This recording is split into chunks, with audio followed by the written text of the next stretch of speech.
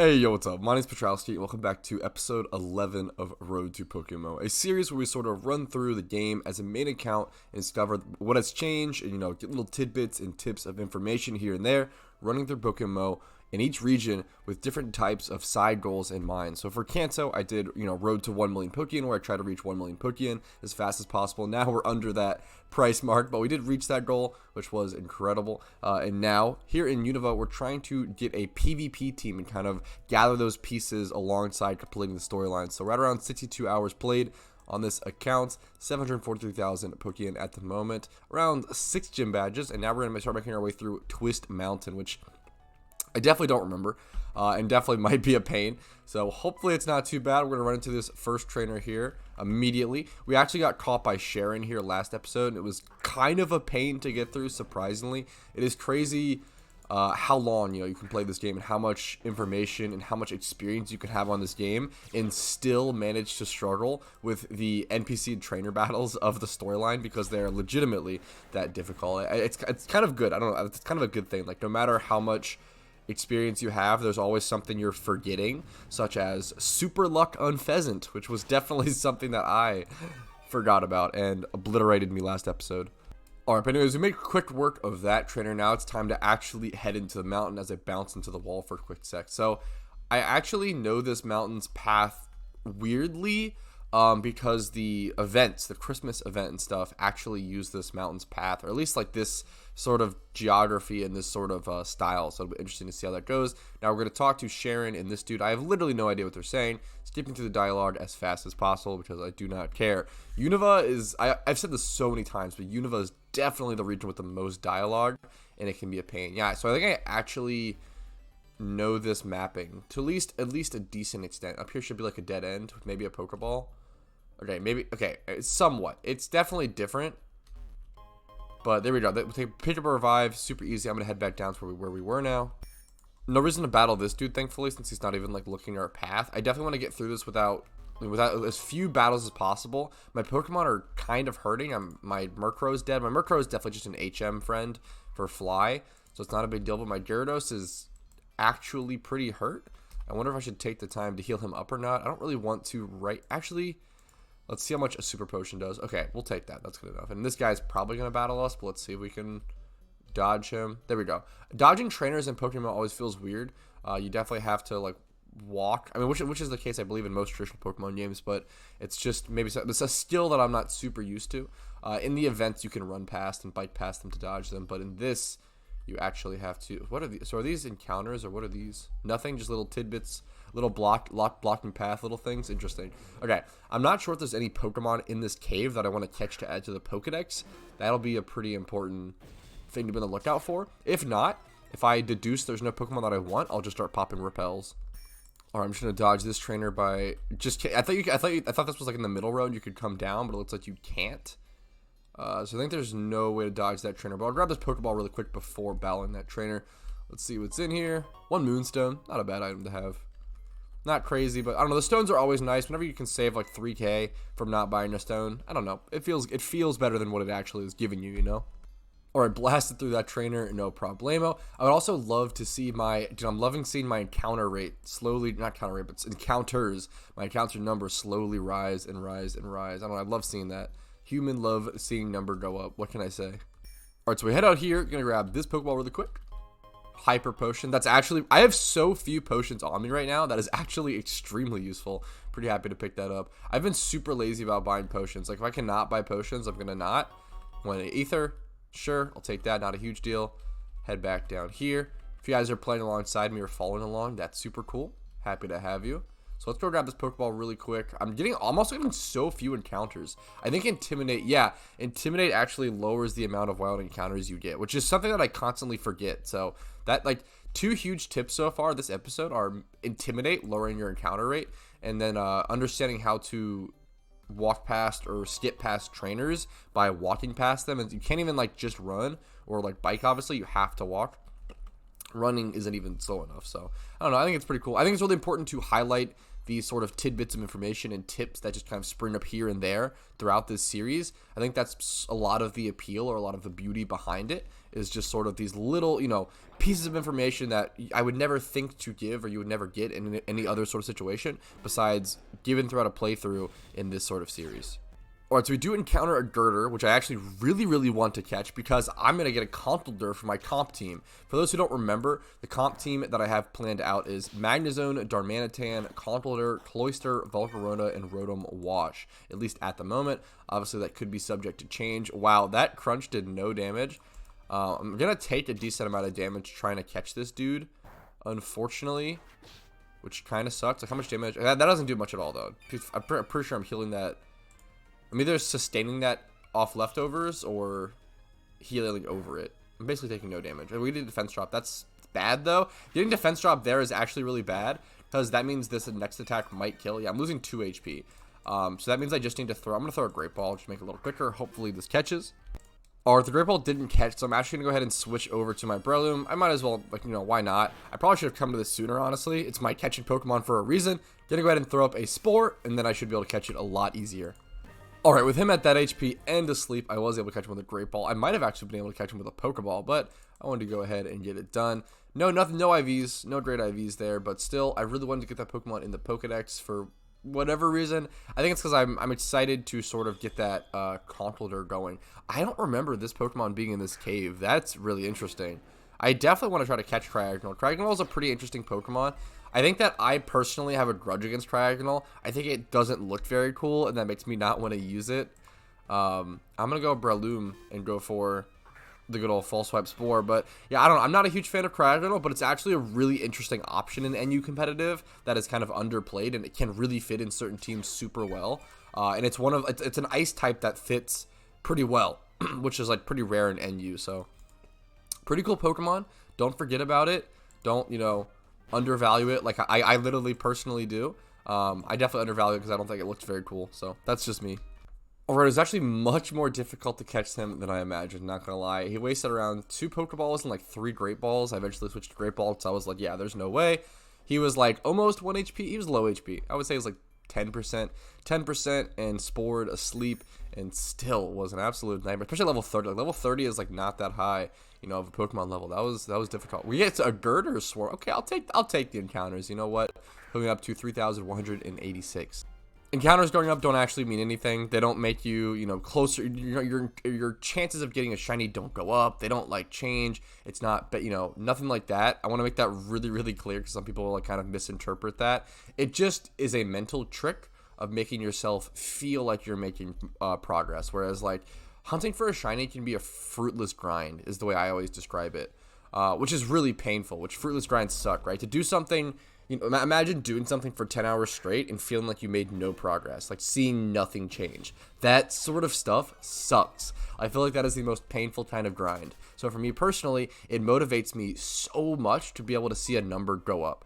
Just seeing that progress, like, literally it's a make or break, like, shiny hunting situation for me.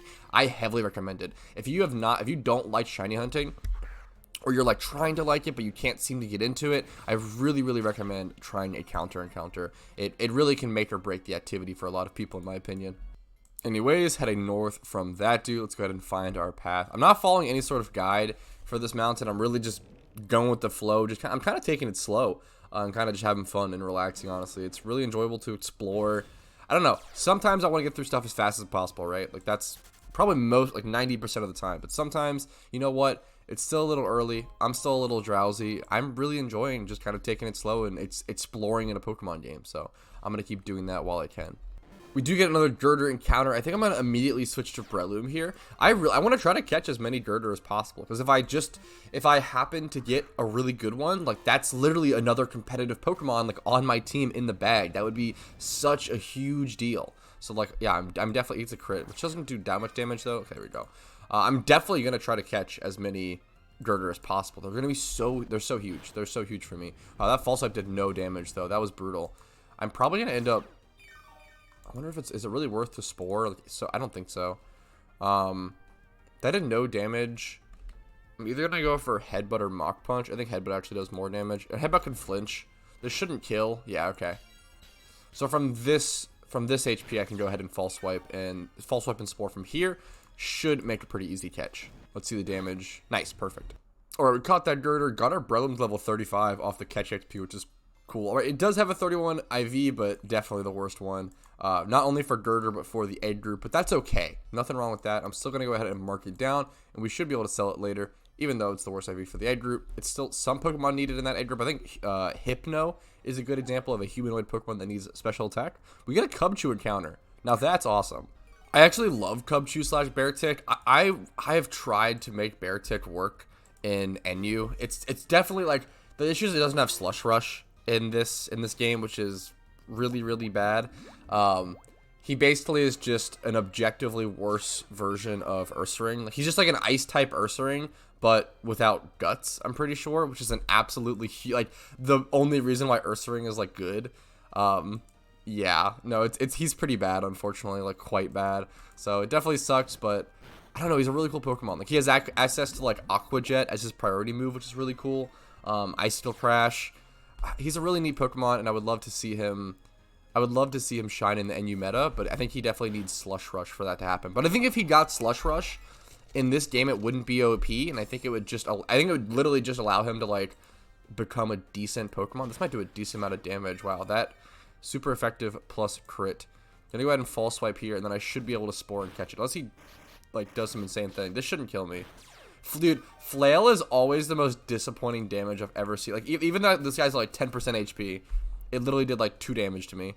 Flail is the most disappointing damage move in this game. It never does well, I feel like. No way. Wait, he hit me with another Frost Breath and crit. Well, that is super unfortunate. I lost my Breloom. That's so funny. I feel like I've been battling all these really strong Pokemon. Like, Girder's pretty strong. Even Boldor is stronger. But Cubchoo is the one that really takes me out. That's actually too funny. I mean, I guess I just go into Eradicate now just to tank with HP, because that's the Pokemon I care about the least, and then throw up. I might throw an Ultra Ball, I guess. I just want to catch this thing. That is, I don't know. To lose the Breloom to a Cubchoo of all things is pretty hysterical. We do catch it first Ultra Ball at least. Let's go ahead and check the stats. I didn't need to catch this. It's 1 times 31. I'll take it. I really didn't. I just clicked out of it on accident. I really didn't need to catch that Pokemon, unfortunately, for like this account / this challenge. But I literally caught it purely out of the love for Beartic, and then he betrayed me. Little unfortunate. I think I might be able to heal in one of these houses though. Not this one, because there's literally no one here. Interesting. I feel like there is a house in this mountain. You can buy like lemonades and stuff here. That's actually very cool. What if there's anything? I don't know if there's anything in any trash cans post like Fire Red, like post Gen 1. There's no trash can items anymore. I feel like I could be totally wrong. I really have no idea, but it always feels like that. Get a little Woobat Swarm. That's kind of funny. Or Horde. I constantly exchange the word Swarm for Horde. It's so bad. My loot from 1 month of Swarms video, I constantly said Hordes. It was embarrassing to say the least. So we gotta run away from this Woobat, run through this cave. And then I think we're pushing, deeper and deeper into the cave. This is where you evolve into Glaceon, I believe.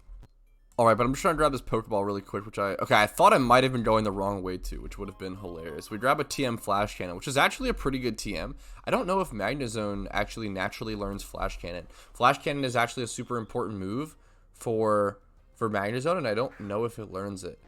So we're gonna run away from this battle for sure. I don't care about Cragnole at this point. I've caught one. I got it from my Pokedex. Not too worried about it. I might start popping repels soon. We shall see. So I'm literally nothing in the zone for me. I do have to figure out where I need to go in this cave, in this mountain. All right, heading back the way we came. I believe there might be a trainer I need to dodge here. No, okay, we're good. Okay, then I might want to head up northeast. I don't know if I went in here. I think I went in here for like a second, but I don't know if I actually. Yeah, okay. This is obviously where you can tell in Unova where you need to go, because it's the place with the trainers and all the dialogue coming up. All right, so basically Team Plasma is saying they found the thing they're looking for, and now they can just peace out. So they just kind of leave like cowards. Pretty easy. Pretty typical Team Plasma stuff. Talk to Sharon for a little bit. I don't know if I need to battle him. He's gonna stay here for a little bit. Sure. I think I just want to head this direction. Oh, that's just the. Wait, I didn't. Okay, not gonna lie. Part of me thought that might have been the end to that tunnel because Sharon was there, but I don't know. I'm surprised that was the end. That's awesome. Okay, now we unlocked Icarus City. Icarus City is actually huge. I feel like I have not hyped this up at all throughout this video, literally at all. Icarus City gives us access to Dratini fishing, which is really freaking huge, right? Like, if I wanted to get a Dragonite on my team or make some money and catch some Dratinis and try to, try to get a good one, having access to so I'll go up to it. So if we head north from this PC, up here, up at Dragon Spiral Tower, let's see if this guy stops us. This is, oh, the bridge is not here. So we have to unlock this bridge. But once this bridge is here, we can't fish here, I believe. Let's see. Yeah, but if you can fish here, see everyone on here, they're on like an invisible bridge that we don't have yet. Everyone fishing here is either shiny hunting for Dratini, Paydang, there's kind of all a mix of things, right? But yeah, it's a fantastic spot, super awesome to have. And we unlock access to this location soon. So another huge tip. For those who don't know, this location, this ledge, is only accessible during winter season in PokeMMO. A huge batch of snow will spawn right here during winter, and you can just ride up it. And this is also where you can 5 times hunt Vanillish. This is basically... This spot's probably the most important spot in winter season. If you care about seasons in PokeMMO or shiny hunting or, a lot of stuff, this is the most important one to know. A lot of stuff does change, but this one's super important. You get a ×5 Vanillish spot to hunt, really, really close to a PC, which is awesome. And then you also get that Pokeball, of course. So, I don't know, super, super important to know that. Remember to keep that in mind. I'm going to go ahead and go into this PC to make sure I don't, I have access to fly to this location. I am healed up. I don't know if I healed up already without thinking. I might have already done that. I already forgot. Anyways, let's see what we're doing next.